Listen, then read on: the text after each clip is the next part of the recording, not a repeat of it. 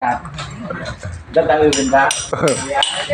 po, nagbubuhos po sila ng, nagpo-forma po sila ng poste ngayon sa terrace. Kaya yung iba tapos na.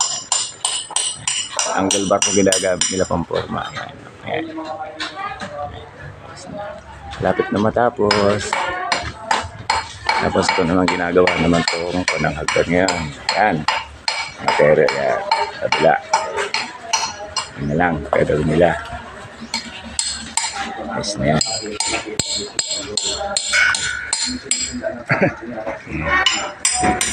Tubular po ang ginagamit namin na 1.5 na 1x1 at saka 2x2 at saka 2x3 for 1.5 po yan. Tapos may capping sila na stainless. Ayun. Ayan.